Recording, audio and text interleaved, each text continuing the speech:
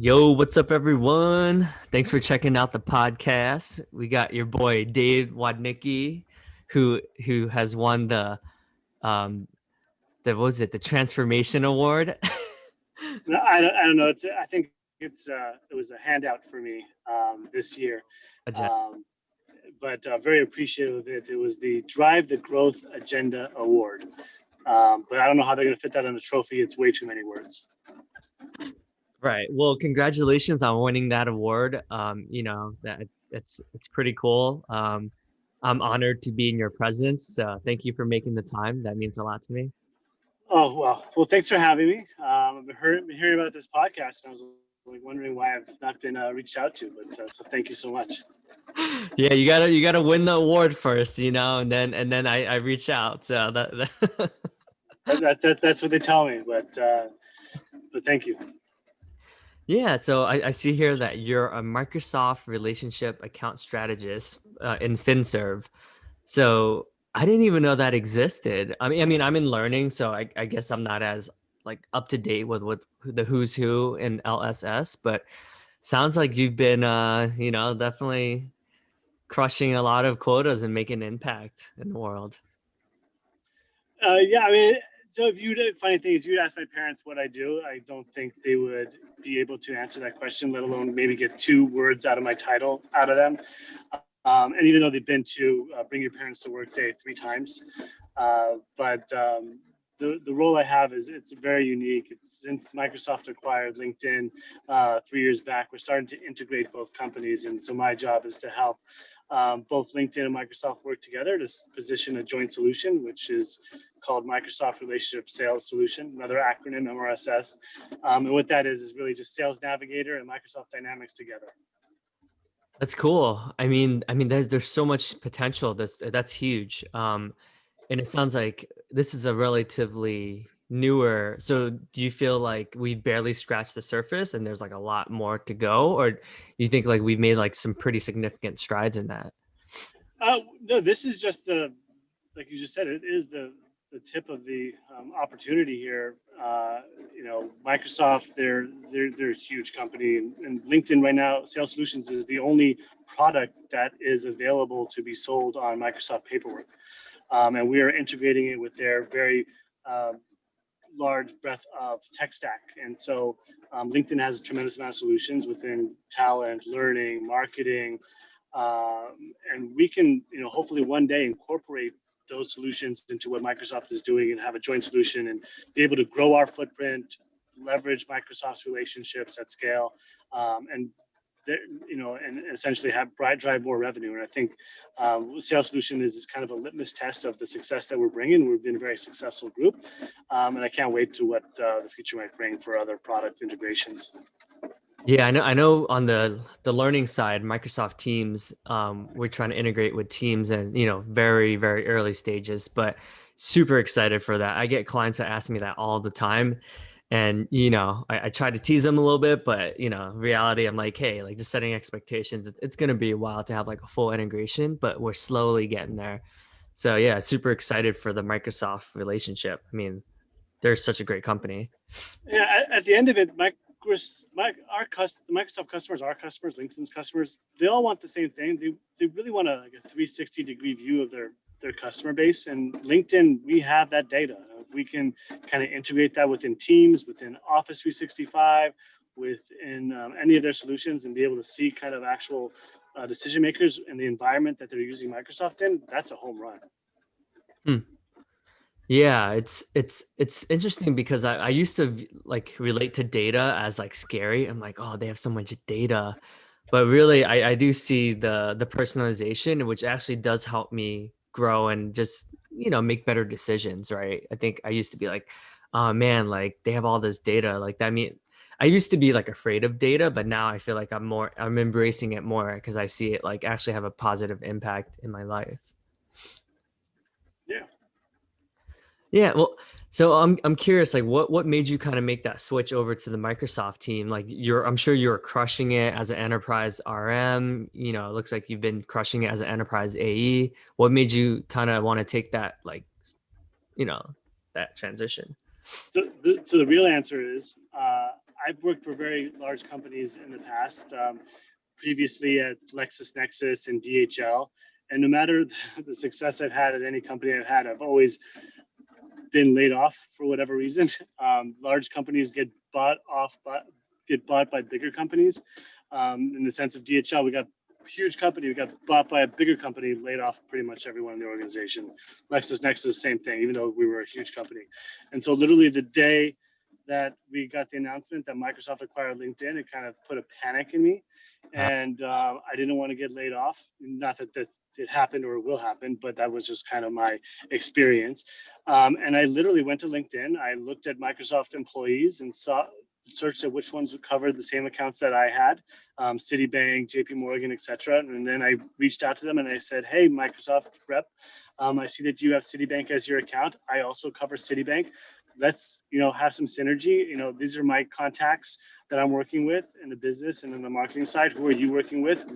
Even though we don't have a joint product or anything, I want to see if we can leverage each other's relationships. And they're like, sure, David, come on in. So literally the next day I was in the office at Microsoft, working with them and trying to planning and strategize some of these opportunities. And my boss was asking me, like, David, what are you doing? I'm like, I'm working with Microsoft. They're like, why? I'm like, well, I go, they have a lot to offer. We have a lot to offer. And I go, one day we're going to have a product that's going to integrate with both companies. And that's what I want to do. And they're like, well, David, that doesn't exist yet. I go, it will exist. And that's the job I want. And so kind of like manifested this like opportunity. Not that there's a lot of great people, behind me, like Steve Sanders, and so forth, that had this vision to make this happen with Lister and all that. So I'm very fortunate to be on the early side of that. That was kind of like my strategic purpose of how I got into the job. That's so cool. So it looks like if you see something, you get it. Like you just go after it, right? Like you don't like hesitate, like, oh, like, am I gonna get my hand slapped? Like you just do it, right? Yeah, I mean, like I said before, like we're in the job of just like of sales, and we're not here. We're not life or death situations here. Our job is to drive the growth agenda. That's why I wanted the award in it. And so no matter whatever you feel that you can do to generate revenue, generate opportunity, I think LinkedIn, Microsoft, they're going to have your back.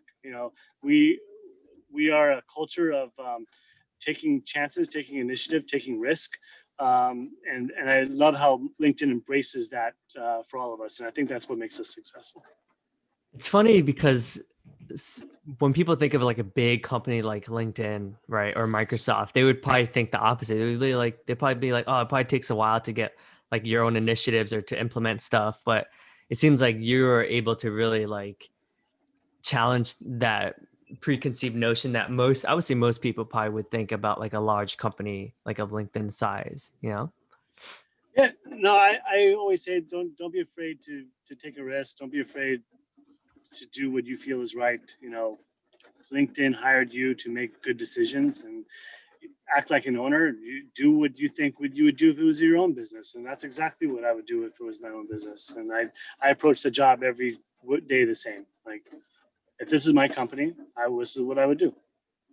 That's awesome.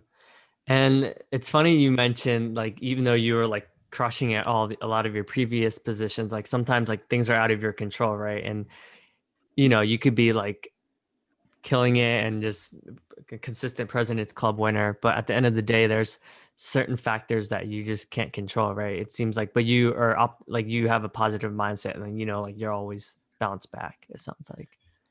If you be yourself, be you, do what has made you successful, and no matter what job, what position, what industry, you're going to transcend that to the next role.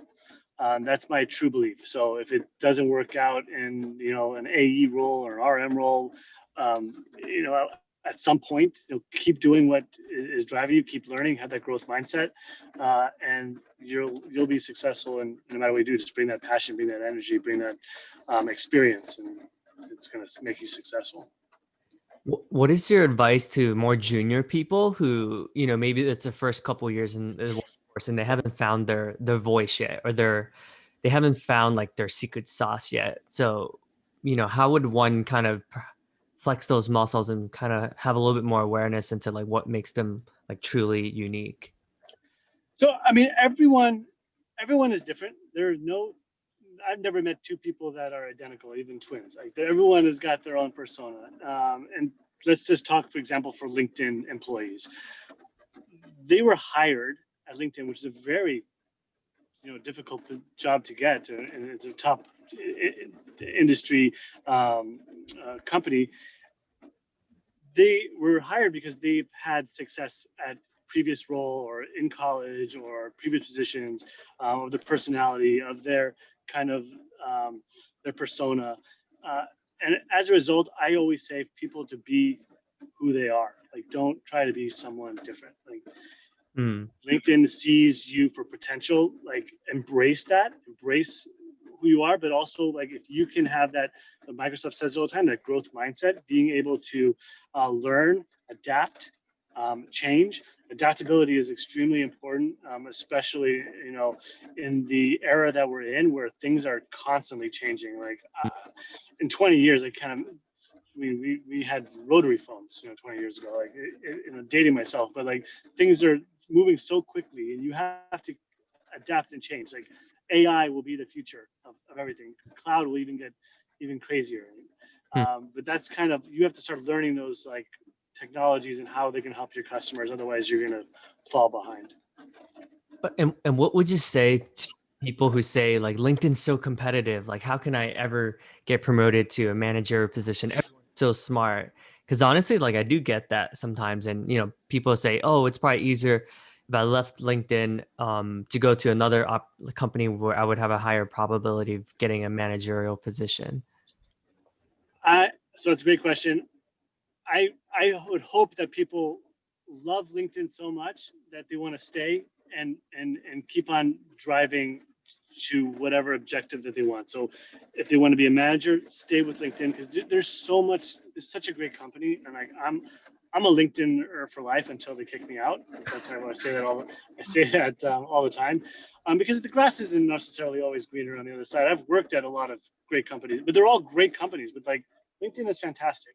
To answer your question, though, there are a lot of talented people, but don't worry about everyone else. Worry about yourself. Like, if you could do it, why not? Like, why can't you be successful? Just learn from all these great people. If you feel that they have something to contribute to, or kind of observe and what they're doing well and what they're not, and kind of make it your own and spin it. But 100% be yourself, and drive to what your goals are, and let management know what your aspirations are, what you want. Because if you are vocal about what you want, you're going to get that objective. They're going to listen, and if you can convey like why that's important, they're going to respect that. Yeah, that's good advice. I think many of us, especially like more junior people, or sometimes maybe afraid to even communicate like our wants and needs. Maybe they're like, oh, like I don't want to, but I think LinkedIn's culture is unique where it is more open, where you can tell your manager, hey, like even if I want to switch over to LinkedIn sales solutions or marketing solutions, like it's okay here. I don't, that's unique to LinkedIn's culture. I don't see that in many places.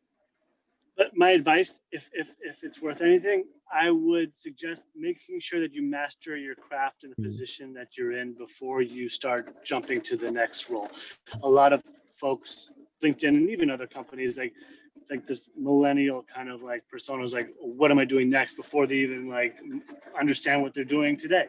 Yeah. But if you mastered your position, you've achieved the success, you are hitting your number, you have hit the limit of Mm. growth and learning in your job, then you have that right, absolutely, to do what's next and make sure that that's vocalized.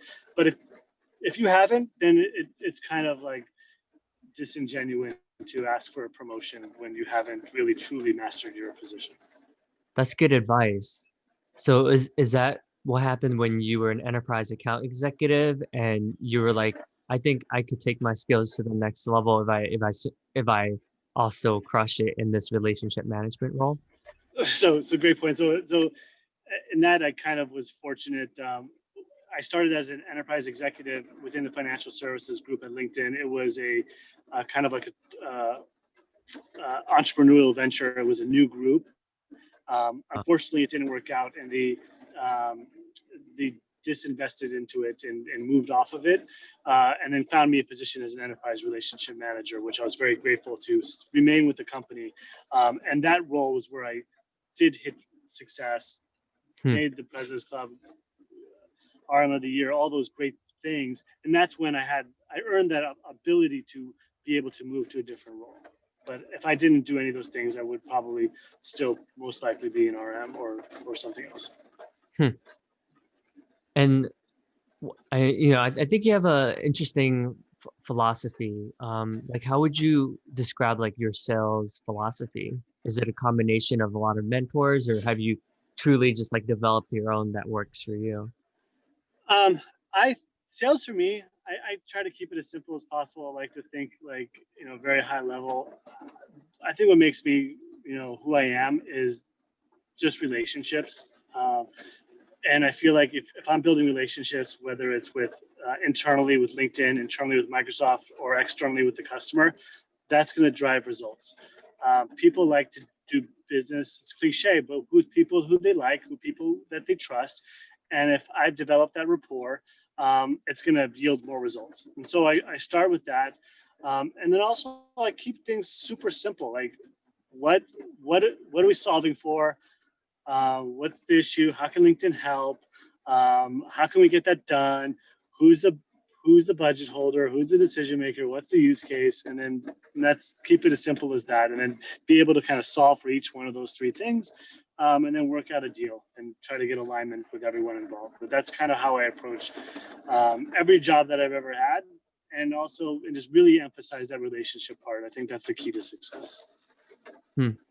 I mean, does that sound like you're definitely a relationship type of seller? How do you like if you're working with maybe like people that are a bit more like data driven, or show me the numbers or show me the analytics, like how do you go about adjusting or adapting to, you know, those types of stakeholders?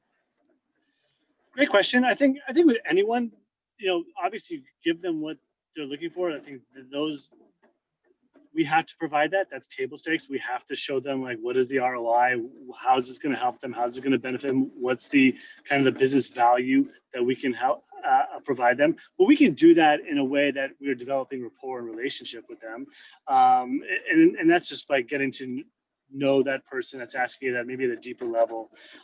What's the why behind it? Try to relate in terms of like interpersonal relationship, common connection, commonality.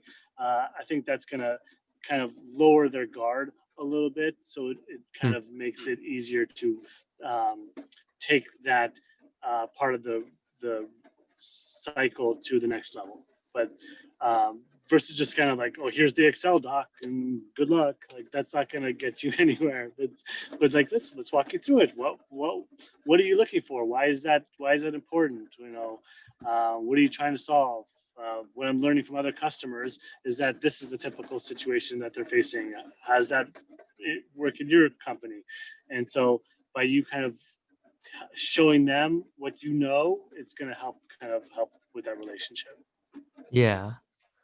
Yeah, I like what you said about like understanding the why behind everything, because even data-driven people, like there's a reason why they're using the data, right? So just digging a little bit deeper, so you have more context as to like what exactly why are they asking you for this, so you could be a little bit more targeted. And don't just and also part of that too is like, even if that person is a roadblock and you feel like you're not getting anywhere with he or she, like they're not the only ones making the decision. There's 5, 6, 10, 15, 20 more people that you need to get to know and surround yourself with, to elevate that conversation. And it's important to have relationships with all those people. And you might find one or two that are going to be your coach, that's going to help you within that company, and that really bond with you, and you develop that trust that is going to do everything they can to ensure that this proposal, this solution is going to get into the right hands. And that I encourage everyone to kind of find out who that coach is or that mobilizer for you, because that's really going to drive the initiative versus being with one data analyst that's really probably not going to get you anywhere anyways. And what are your thoughts on, I think you briefly mentioned this, but what if there's like that one blocker, or like that one person for some reason doesn't seem to be like answering your emails, or just a little bit slower about getting back to you? Like how do you go about like really trying to get on their good side? Well, you can either the simple answer is to find somebody else that will talk to you, engage with you. But if you are stuck with that one person, approach it differently. I'm never about like following up. Like, hey, did you get a chance to look at that? Like, no, I don't care. Leave me alone. I have 1,000 vendors trying to sell me something. That's not providing value. But if you reach out to them with something that's valuable, like another piece of insight or a challenge that discovery that you found because you talked to one of their reps, Uh, and this is an issue, and then you reference that. Well, I spoke to Joanna on your team, and hmm. she mentioned that she's really struggling with some of the information that is provided to her in terms of contacts, and she feels like it's outdated. And she tried LinkedIn and found that this is helpful, and this is a quote from her. But if you have like 2, 3, 4 examples of that, Hmm. that changes the narrative. That's awesome. So it sounds like you're creative. Like you'll find a way somehow, right? And sometimes people kind of give up a little bit prematurely, maybe, right? Maybe like, so how do you know when like you should kind of just like, all right, this is not a good use of my time, and when it's like, all right, maybe I'll try a different avenue. So I never really give up. I never, even if you say no, it's kind of just, Huh. there's always a way until they tell me, David, F off. Like, it's never going to happen. Like, Huh. stop emailing me, which is never, no one's ever really said that. But just, you find different people to engage with, different people to talk to, find that use case, find that business value.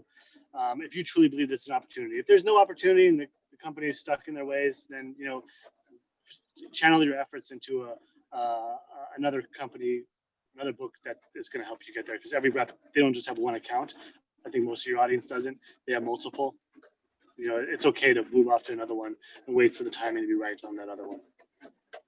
And I don't know if this is true or not, but I've heard through the grapevine once that they say sometimes financial institutions are a bit slower or not as quick to make decisions as like maybe some of the other industries. Do you find that to be true? Uh, that's true. Financial services are very risk adverse. They tend to build their solutions more often than not. They tend to not want their information in vendors' hands. They also are very compliance regulated. However, they see the world in front of them. They see what their competitors are doing. They see um, that that there's a digital transformation that's happening, and that banks are going more online versus in the retail branch, and so they have to listen to what's available to help them. And if we have a solution that can help their employees, build better relationships, prospect faster, integrate with their current tech stack, then they'll be willing to kind of see what is out there. And especially now with, COVID, the game has changed. Like, they can't do what they were doing anymore. They have to figure out ways to get in front of their customers. And LinkedIn, Microsoft, we have solutions to help them with that, and they can't ignore that. Hmm. Yeah, it's interesting, right? The last 6 months or 7 months or so has really accelerated. I mean, digital transformation was happening anyways, but even the last 7 months, it's really has like accelerated that even more. It's crazy. Yeah, it took a pandemic to get companies to change, which is unfortunate, but that's the reality of the situation. Yeah. Do you think that